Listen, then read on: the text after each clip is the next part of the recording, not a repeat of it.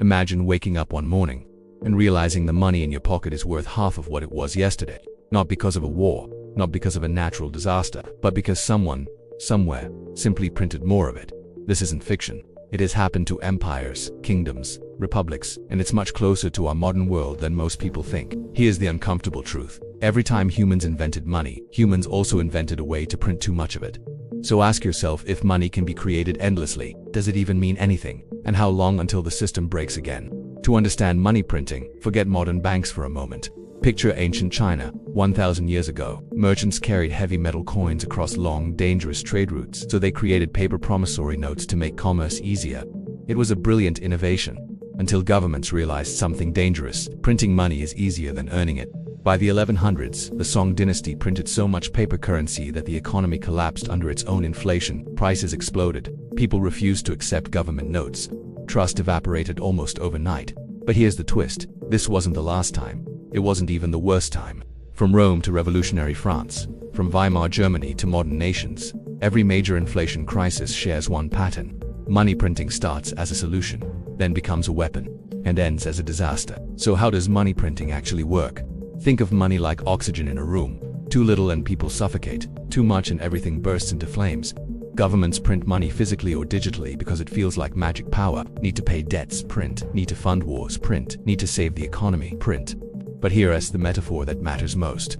Imagine pouring water into a swimming pool where the water level represents value. If the level is perfect, everyone swims comfortably. But if you keep adding more and more water, eventually people start drowning.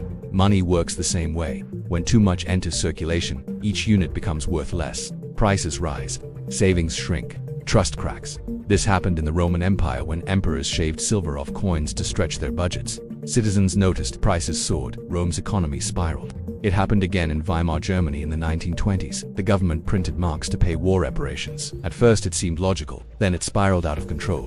People needed wheelbarrows of cash just to buy bread. Children played with stacks of money because it was cheaper than toys.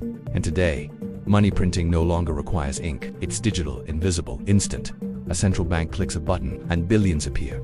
To most people, the system looks stable, but behind the scenes, the pool is filling higher, quietly, steadily, irreversibly. Every money printing story has a breaking point. For ancient China, the tipping point came when merchants rejected government paper and demanded real value again. Trade stopped. The dynasty weakened. Rivals rose.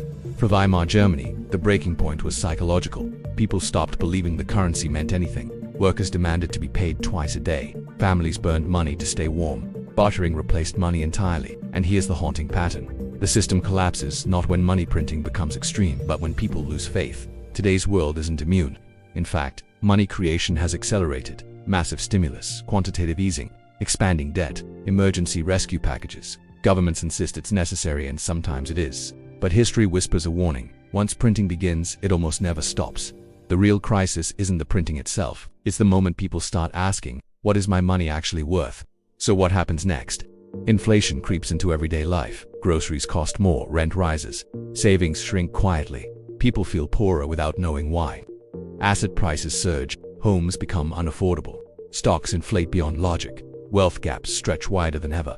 And beneath all of it, trust erodes, because money works only if we all agree it matters. The moment that agreement weakens, societies shift. People look for alternatives: gold, real estate, collectibles, even digital assets. Governments tighten regulations. Central banks experiment with new systems. Which leads to today's biggest question. What happens when a world built on printed money finally reaches its limit? History leaves us with one lesson. Money printing always feels harmless in the beginning. It feels clever, it feels necessary, it feels controlled. Until it isn't. Empires fall not because they run out of gold, but because they run out of trust. And the next chapter of our financial story will depend on one thing: how long people believe the numbers on a screen still hold meaning. Do you think our modern financial system is stable, or is history about to repeat itself?